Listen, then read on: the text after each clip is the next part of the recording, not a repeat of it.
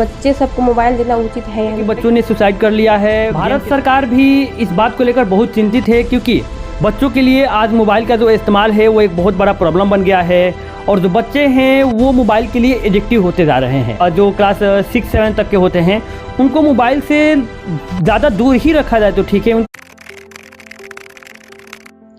देखिए, तो आप ये बताइए सबसे पहले कि बच्चे सबको मोबाइल देना उचित है या नहीं। उन लोग का होमवर्क मोबाइल पर ही आता है और गेम भी रहता है और उन लोग का ऑनलाइन क्लास भी मोबाइल पर ही चलता है। हाँ, ये जो समस्या आप बता रही हैं वो केवल आपका समस्या या किसी एक घर का समस्या नहीं है। इस समस्या को पूरा विश्व समझ रहा है और पूरे विश्व भर में अलग अलग देश के सांसदों में इसके लिए नए नए कानून बनाए जा रहे हैं।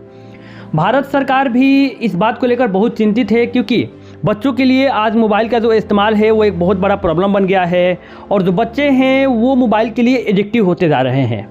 आए दिन हमें ये सुनने को मिलता है कि बच्चों ने सुसाइड कर लिया है, गेम के चक्कर में अपने जान दे दिया है। तो यहाँ पे हमें कुछ चीज़ों को समझना ज़रूरी होगा कि मोबाइल हमारे लिए रिस्की भी है, लेकिन एक बात और समझिए कि मोबाइल में AI tools, video classes, quizzes, question answer, homework, ये सारी चीज़ें भी आती है। तो इसलिए मोबाइल पूरा तरह से हानिकारक भी नहीं है, लेकिन हमें इस चीज़ को बैलेंस करके चलना होगा।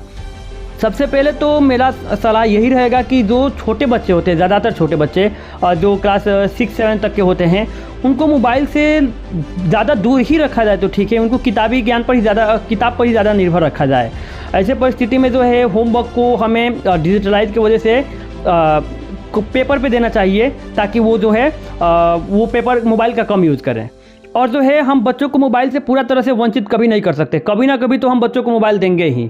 अगर वो बड़े हो जाते हैं तो भी तो हम बच्चों को मोबाइल देंगे ही, लेकिन हमें इस बात को सोचना है कि क्या हम बच्चों को वो शिक्षा दे रहे हैं कि वो मोबाइल लेने के बाद से एक जिम्मेवारी पूर्ण अपना व्यवहार दिखा पाए, एक जिम्मेवार आदमी की तरह उसको मोबाइल को यूज कर पाए।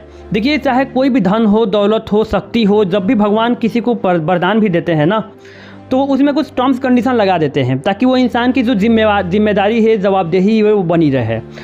उसी प्रकार हमें बच्चों को मोबाइल केवल देना नहीं है, मोबाइल देना भी ज़रूरी है। वैसे लोग जो मोबाइल नहीं देते हैं वो भी गलती करते हैं, क्योंकि यदि आप अपने बच्चों को मोबाइल नहीं दीजिएगा, क्लास 8-10 के बच्चे हैं, मोबाइल नहीं दीजिएगा तो वो चीज़ों को इंटरेक्ट नहीं कर पाएंगे, टीचर से इंटरेक्ट नहीं कर पाएंगे और अपने डाउट को आसानी से क्लियर नहीं कर पाएंगे।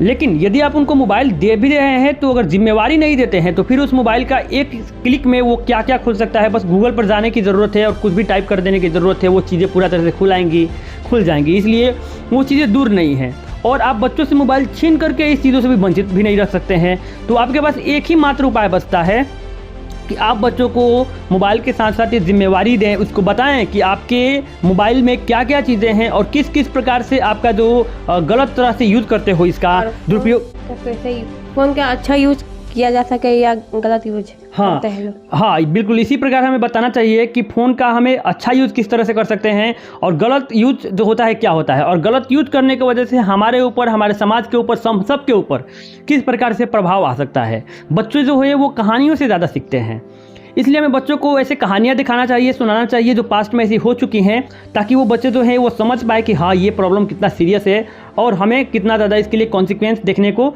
मिल सकते हैं। हालांकि चीज़ों से हम बच्चों को दूर नहीं रख सकते हैं, लेकिन हाँ, बच्चों को जागरूक जरूर कर सकते हैं। तो अलग अलग उम्र के बच्चों के लिए इसी नियम में अलग अलग चीज़ें अपनानी चाहिए।